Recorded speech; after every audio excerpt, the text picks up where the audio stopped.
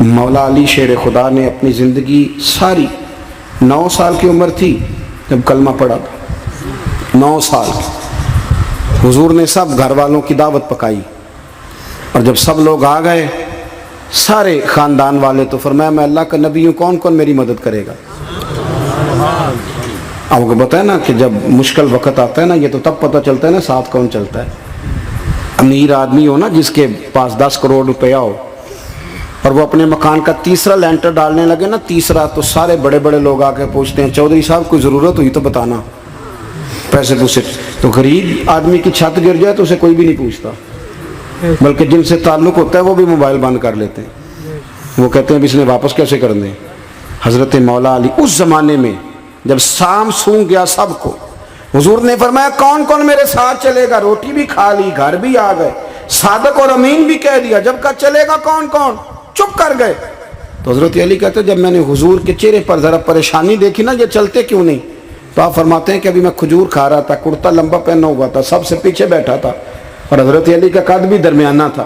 آپ فرماتے ہیں میں اٹھا اور کھجور ابھی میرے منہ میں تھی، جھٹ پٹ میں نے اسی طرح نکال کے جیب میں ڈالی، اور میں پنجوں کے بل کھڑا ہو گیا، دونوں بازو کھڑے کر کے کہا حضور یہ نہیں بولتے تو نہ بولیں، انا ناصرو کا یا رسول اللہ، انا حافظو کا یا رسول اللہ۔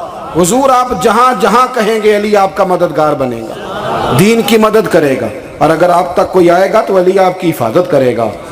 9 سال کی عمر میں چلے علی دین کی نوکری کے لیے، پھر بدر میں بھی پہلی صف میں، احد میں بھی پہلی صف میں، خندق میں بھی پہلی صف میں۔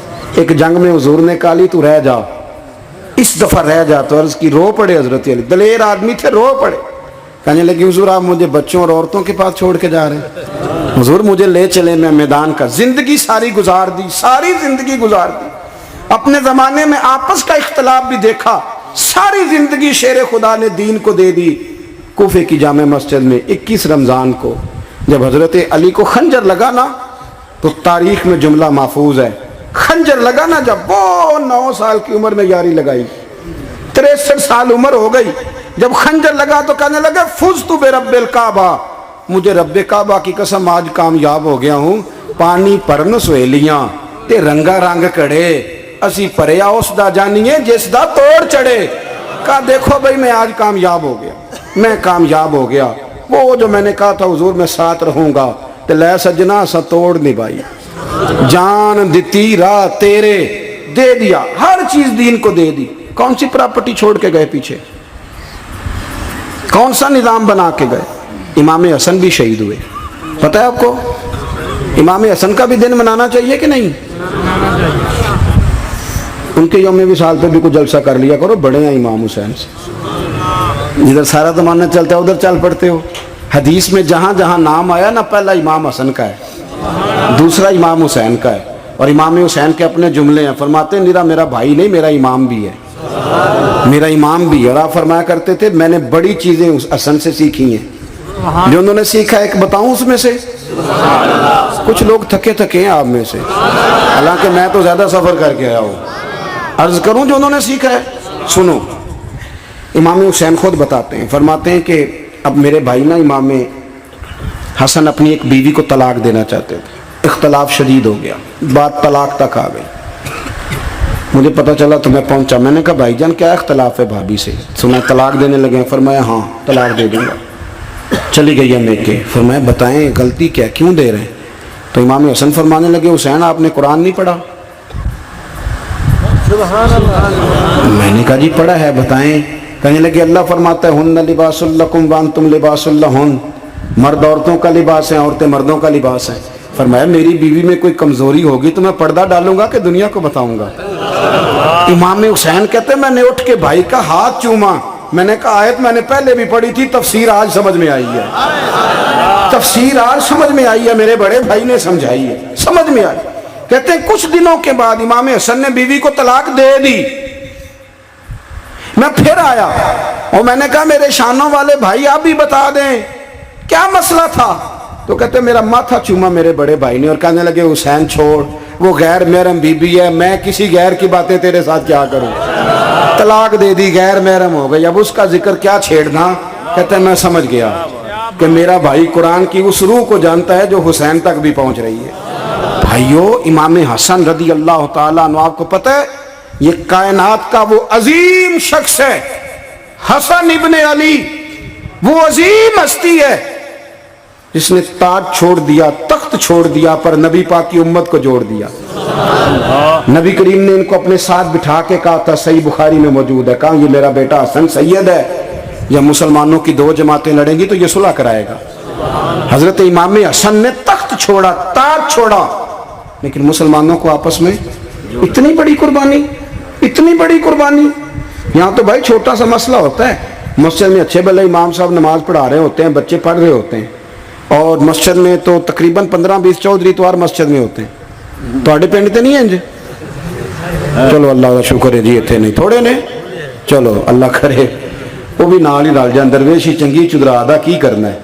تو ویسے میں نے دیکھا ہے تھوڑی سی جو کسی شہر کی بڑی مسجد ہوتی ہے اس میں 15-20 چودھری ہوتے ہیں، اور مولوی صاحب کی مجبوری ہے سب کی مان کے چلنا، دو کی نہ مانے قاری صاحب، دو کی۔ اب وہ یہ نہیں دیکھیں گے کہ دین کا نقصان ہو رہا ہے، مسجد کا مسئلہ ہے، بچوں کا مسئلہ ہے، ان کو تو ذات کا مسئلہ ہے، میری نہیں مانی لیا چھٹی۔ وہ خدا کے بندو، ہم 2 منٹ کے لیے چدراہٹ نہیں چھوڑتے، دین کا نقصان کر دیتے ہیں۔ امام حسن نے پوری حکومت چھوڑ دی، پوری حکومت۔ اتنا بڑا سخی کم آپ کو ملے گا جو سخاوت کرے اور نبی کی امت کو بچائے صلی اللہ ہو۔ یہ بات بیان نہیں ہوتی، اکثر نہیں ہوتی، شاید پورے کربلا میں آپ نے نہ سنی ہو، اللہ ماشاءاللہ۔ اس کو سمجھے امام حسن۔ اور پھر مزے کی بات، امام حسن بھی شہید ہوئے، انہیں زہر دیا گیا، اور جب وہ شدید بیمار ہو گئے نا، زہر اثر کر گیا، تو امام حسین آئے، بڑے پریشان ہوئے، رو پڑے، کہنے لگے بھائی مجھے بتاؤ کس نے زہر دیا؟ تو امام حسن کہنے لگے حسین مجھے شک ہے ایک شخص پر، لیکن شک ہے بھائی، اگر صرف شک ہے تو میں کسی بے گناہ کو بدنام کیسے کر دوں، تمہیں کیسے نام بتا دوں؟ یہ نامعلوم پرچے کراتے نہیں ہم روز نامعلوم پرچے، جس پہ دشمنی ہے اس کا نام لکھا دو، ختم ہو گئی بات۔ امام حسن کی تربیت دیکھو، فرمانے لگے جس پر مجھے شک ہے اس کا نام بتا دوں، تو اگر وہ نہیں تو بے گناہ کا ذکر کیسے کر دوں؟ تو امام حسین فرمانے لگے بھائی جان اگر وہی ہوا تو آپ فرمانے لگے اگر وہی ہوا نا تو حسین پھر بھی تو چھوڑ دے، میں نے رب کے سپرد کر دیا، اللہ بہترین انتقام لینے والا ہے۔ اللہ اتنا بڑا حوصلہ سیدہ کے بیٹے کا، شیر کے بیٹے کا، شیروں جیسا کلیجہ، اتنا دل دریا سمندروں ڈونگے، کون دلان دیا جانے۔ او بھائی تھوڑا حوصلہ کر، جتن تے ہر کوئی کھیڑے، تو ہارن کھیڑ فقیرہ، اور جتن دا مل کوڈی پیندئی ہارن دا مل ہیرا۔ او کہیں بیک بھی تو ہو نا، کہیں تو درگزر بھی تو کرنا، کہ ہر جگہ چھا کے رہنا ہے، ہر جگہ چھا کے رہنا ہے۔ میرے ایک سنگی ہیں، آپ کو پتہ ہے یہ جو سٹیج پہ بیٹھنے والے لوگ ہوتے ہیں نا، یہاں تو اچھے لوگ بیٹھے ہیں، میری طرح کے جو لوگ جو سٹیج پہ بیٹھنے کا عادی ہو جاتا ہے وہ نیچے بیچارہ بیٹھ بھی نہیں سکتا، یہ مسئلہ ہو جاتا ہے۔ میں اکثر کہتا ہوں کہ کبھی نیچے بیٹھ کے تو دیکھو کیا فرض ہوتا ہے۔ اگر کسی بندے کی کوئی شان ہے تو وہ جو سب سے پیچھے بیٹھا ہے اس کی شان ویسی کی ویسی ہے، کوئی کمی آ جائے گی؟ کچھ بھی نہیں۔ مجھے ذاتی طور پر دیانتداری سے کہتا ہوں، مسجد میں بیٹھا ہوں، جب میرے آنے پہ لوگ نعرے لگاتے ہیں مجھے تکلیف ہوتی ہے۔ میں کہتا ہوں یار نبی پاک کی نعت چل رہی تھی، اس کا ادب زیادہ ہے یا اجمل قادری کا ادب زیادہ ہے؟ چھوڑیں آپ، جو آیا ہے وہ بیٹھ جائے گا، ختم ہو گئی بات۔ اور ویسے بھی جو لوگ جلسوں کے لیے محنت کرتے ہیں نا، بیچارے اشتہار لگاتے ہیں، مسجد کی صفائی کرتے ہیں، جو لنگر پکاتے ہیں، وہ تو اسٹیج پہ آتے نہیں، حالانکہ زیادہ ثواب تو ان کو ملتا ہے، وہ تو پیچھے چھپے ہوتے ہیں۔ میں کئی دفعہ مجھے پتہ چل جائے نا اس کارکن نے زیادہ کام کیا اس جلسے کے لیے، تو میں اس کے کان میں کہتا ہوں میرے لیے بھی دعا کری، اس لیے کہ تو نے محنت کی ہے، تیرا اجر اور ہے۔ ہم تو شان سے آئے بیٹھے اور چھٹی کر گئے۔ بھائی تھوڑا پیچھے بھی دیکھے، نبی کریم کے پورے خاندان کی قربانیاں، پورے خاندان۔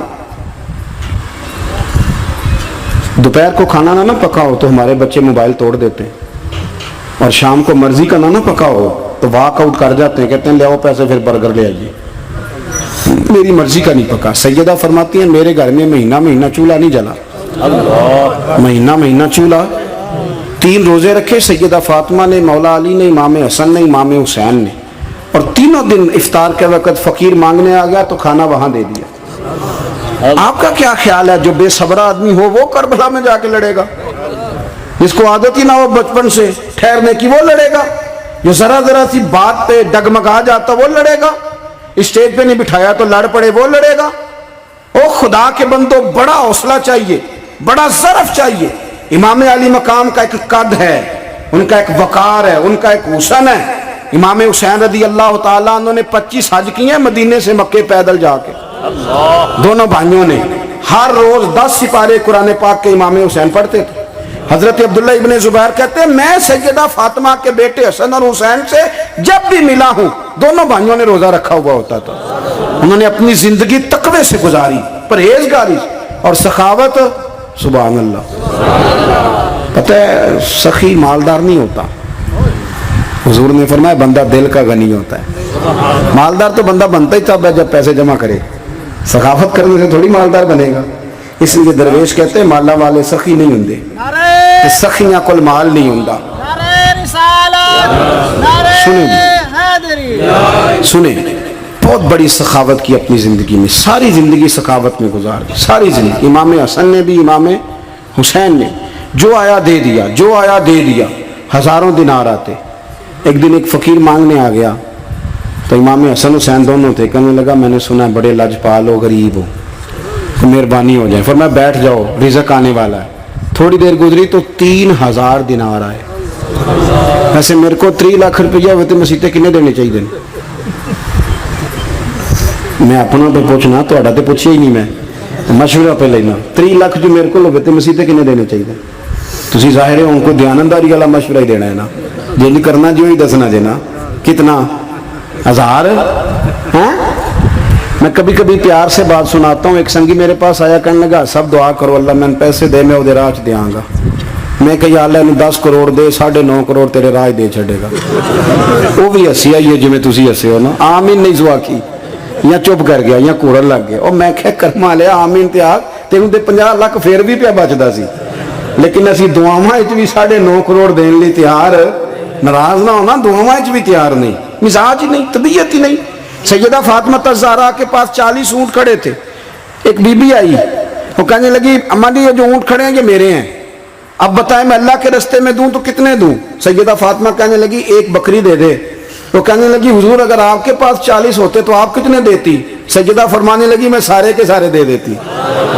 تیرے لیے مسئلہ اور ہے، میرے لیے فتویٰ اور ہے، سارے دے دے۔